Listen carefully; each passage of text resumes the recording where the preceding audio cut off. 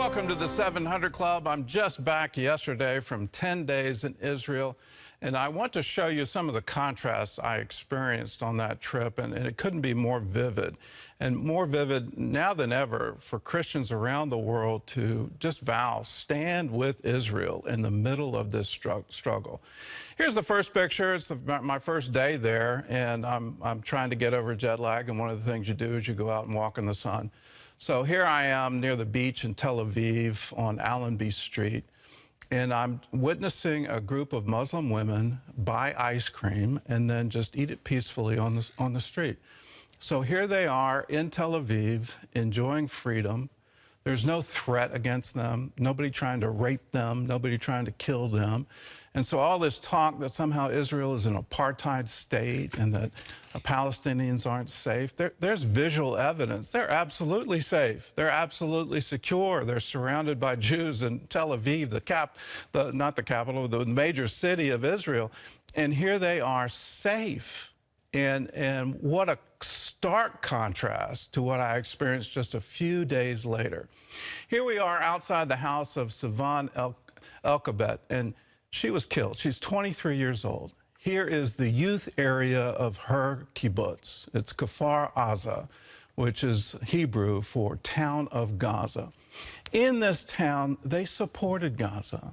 They were considered liberal, if you will, in Israeli society. They wanted peace with their neighbors. They offered them employment. They advocated for them. They wanted them to enjoy life just as they enjoyed life. But on October 7th, Hamas terrorists invaded that kibbutz, and they killed her. She's 23 years old. Here's outside her house, and you can see the sign that her parents put up. Her father called her Savani. That was her nickname. And this is the devastation of her house. And let's go inside, because here's the room where she was killed. They've taken away part of the couch that she was killed in because too much of her blood was on it. You can still see the marks on the wall, and those are blood marks. The pock marks are both bullet holes. They're also a fragmentary grenade when the IDF came in, because the terrorists then converted her house. After they killed her, they converted it into a watch station, and from her house, they shot IDF soldiers. Then I had an interview with her brother, Nadav, and here's his picture outside his sister's house. And to hear him talk about the hope, the future that she had, and how it was all taken away, it was heart-wrenching to hear him. And my prayer over him, may her memory be a blessing. May people remember Sivan and the sacrifice of her life. May we never forget. This is going to be hard to watch. This is a video that George Thomas of CBN News took just a month after the attack, and this is Sivan's house. This is the back room where she tried to hide. You can see the blood on the floor there. There's the couch where she was murdered.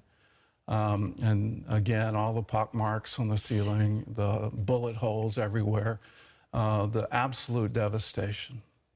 For us as Christians, let us remember her sacrifice. Let's remember what we're fighting for. This is a beautiful woman cut off from life at age 23. Let us never forget, and let us stand firm with Israel, that we stand against an Islamic death cult. There is nothing peaceful about Hamas. They have vowed to do this again and again and again, repeat October 7 over and over and over until Israel is wiped off the map. Let us believe them. Let us not give them any aid, comfort, any funding. UNRWA should stop right now. There should be no more aid going into that organization, because we already know the aid is diverted into Hamas terrorism. The aid is diverted into creating those tunnels. The aid doesn't go to people who are starving. It goes to the fighters. It goes to the terrorists so they can inflict more damage. Here's the fact. They're still firing rockets. For all the calls of ceasefire, Hamas is still firing rockets into Israel.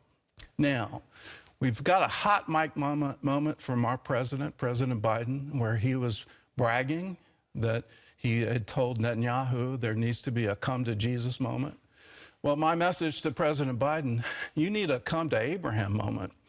Abraham had his relatives captured. They were captured, they were taken away as hostages. What did he do? What did Abraham do? He went to war.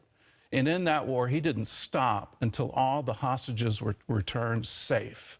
That needs to be our vow for the Israeli people. We will stand with you until all the hostages are released, until Hamas unconditionally surrenders, puts down all their weapons, and Hamas is no more. That needs to be our vow. We need to stand with Israel.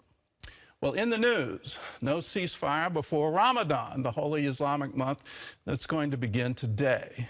Hamas is still holding 130 hostages in Gaza. Julie Stahl reports from Jerusalem on the stalemate and the growing rift between President Biden and Prime Minister Netanyahu. President Biden said he's worried about violence in Jerusalem without a ceasefire as Israel braces for trouble in Jerusalem, Judea and Samaria known as the West Bank, and beyond during Ramadan. Muslims gathered for prayer at Al-Aqsa Mosque on the Temple Mount Sunday evening, Israel repeating its pledge that it will allow Muslims from Palestinian areas to pray there. In an interview with MSNBC, President Biden said Netanyahu has a right to pursue Hamas, but must take into account the plight of Gaza's civilians. But he must pay more attention to the innocent lives being lost as a consequence of the actions taken. He's hurting Israel more than helping Israel. It's contrary to what Israel stands for. And I think it's a big mistake. Netanyahu responded in an interview with Politico that his policies represent the vast majority of Israelis. They support the action that we're taking to destroy the remaining terrorist battalions of Hamas. And they also support my position that says that we should resoundingly reject the attempt to ram down our throats a Palestinian state. The president sent a mixed message to Israel on its plans to attack Hamas in Rafah, Biden calling it a red line, but also said the U.S. will not abandon the Jewish state. It is a red line, but I'm never going to leave Israel. The defense of Israel is still critical, so there's no red line. I'm going to cut off all weapons so they don't have the Iron Dome to protect them. In an effort to get more aid to Gaza, the U.S. is working towards construction of a temporary pier. A U.S. ship departed Virginia with equipment needed to build the structure. Meanwhile, in London, a number of people blew shofars to bring attention to the hostages held in Gaza. The shofar is all about an awakening, and we want to reawaken the world to this horrific plight the hostages have been facing for 155 days. In Amsterdam, Israel's President Isaac Herzog helped open the Netherlands Holocaust Museum despite pro-Palestinian protests and calls ahead of time to arrest him. 3/4 of Dutch Jews were wiped out in the Holocaust. Meanwhile, a group of survivors of the October 7th Hamas attack filed the first lawsuit against UNRWA USA, a recognized charity raising money for UNRWA. The suit claims the group is responsible for materially supporting terrorism by knowingly and actively using their charity to operate a terrorist financing scheme in violation of federal law. Julie Stahl, CBN News, Jerusalem. I applaud this action. It's time to take the law and use it against these organizations that are funding terror. UNRWA is absolutely responsible. They had terrorists on their payroll. They had terror tunnels underneath their headquarters. They were diverting humanitarian aid in order to supply Hamas terrorists. These are facts, and it needs to absolutely stop. Any country that is supplying Hamas, and I'll call out Canada, which just said we're going to start our payments again to UNRWA. Any country that is funding Hamas is funding terrorism, and the full force of international law, U.S. law, needs to be brought to bear. Let's do this. Let's stop the madness here. Why in the world would we have a foreign policy where we support a terror group? And we support insurrection, and we support attacks against innocent civilians living on the border of Gaza? Why in the world would we ever do that? And the pressure shouldn't be on Israel. The pressure should be on Hamas and every single country, every single UN agency that is supporting them. The call needs to be Hamas needs to unconditionally surrender. They need to release all the hostages. There's no negotiating this. You have to do it. Hamas has to end. And there should be pressure from every single Middle Eastern country to accomplish this goal. That is the path to peace, the end of terrorism. Well, the Middle East is just one hot spot threatening to spread into a wider war. John Jessup has more on that story from our CBN News Bureau in Washington. John? Thanks, Gordon. From the war in Europe to Asia and parts of Africa, there are growing threats to peace.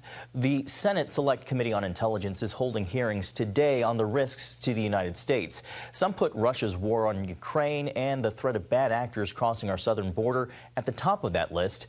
On CBS's Face the Nation, Senator Mark Warner said his biggest concern is China gaining a technological edge.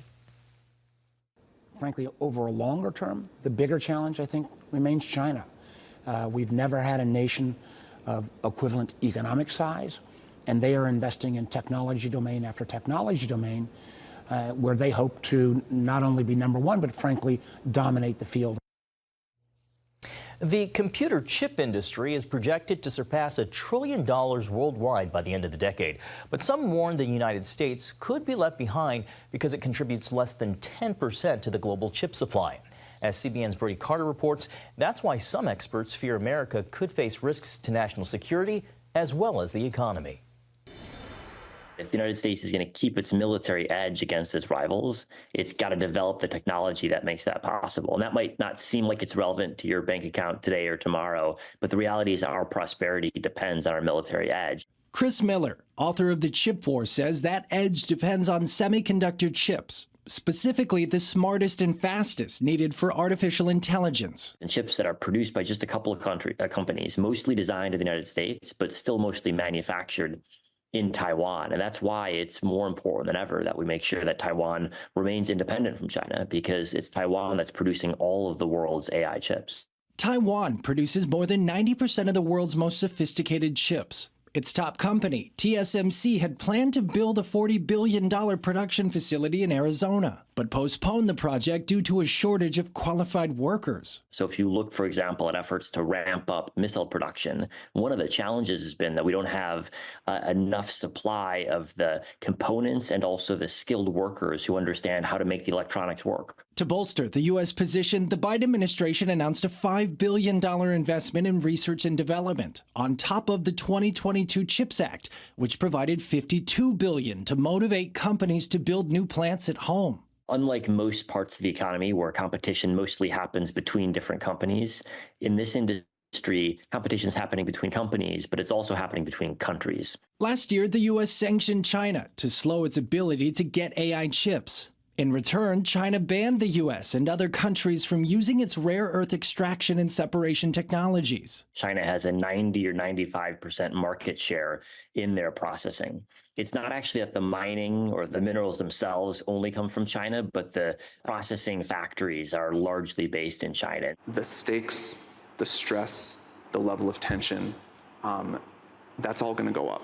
The private sector is now stepping up. At the World Economic Forum, OpenAI CEO Sam Altman urged investors to support a groundbreaking $7 trillion tech initiative aimed at boosting global chip production and advancing artificial intelligence. Dr. Zachary Collier says the chip industry is grappling with how to make production more environmentally friendly. It's a resource-intensive thing to make a chip. It takes lots of different chemicals, it takes lots of water, it takes lots of energy.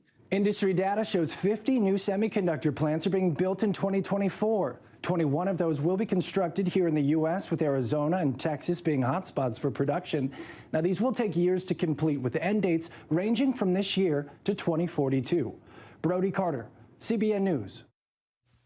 Thank you, Brody. Well, turning south to the Caribbean nation of Haiti, where growing violence has the country on the verge of collapse.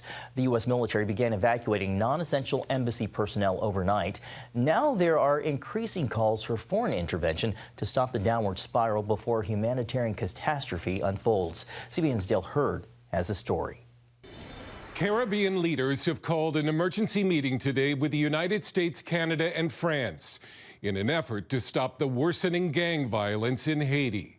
Armed gangs continue to launch large-scale coordinated assaults against multiple government buildings and the presidential palace after attacking prisons last week and freeing close to 5,000 inmates. This elderly woman was caught in the crossfire during a shootout between police and gangs in the capital of Port-au-Prince. She survived. Street battles between gangs and police have crippled Haiti's fragile economy, with UN officials saying more than half of the country's 11 million inhabitants don't have enough to eat and 1.5 million are starving. Canadian citizen Richard Phillips can hear gunshots from his hotel. The country just deteriorated really, really quickly. The real fear is that if the police force collapses in Haiti, you become very vulnerable as a hostage, quite frankly. The man behind it all is Haiti's most notorious gang leader, a former police officer named Jimmy Barbecue Cherizier. He says the first step is to overthrow Prime Minister Henry and then go after what he calls the corrupt oligarchs and politicians. Dr. David Vanderpool heads a ministry to Haiti. He spoke to CBN's Faith Nation from his home in the U.S. Well, this is sort of the culmination of gangs running the country for the last 3 or 4 years. The government has collapsed. The president was assassinated in 21. The judiciary was also terminated, as well as Parliament. So there's not been an effective government in place since 2021. And the gangs have had full run of the country. Vanderpool says only foreign military intervention will bring the chaos to an end. We need to pray for the safety of the individuals, especially the vulnerable populations, pregnant women and children, older people. We need to pray that we're able to get food and medicine into Haiti. The violence has caused thousands of Haitians to cross into the neighboring Dominican Republic, and it could drive a new surge of migrants toward the U.S. border. Dale Hurd, CBN News. Haiti in desperate need of safety and stability. Thank you so much, Dale.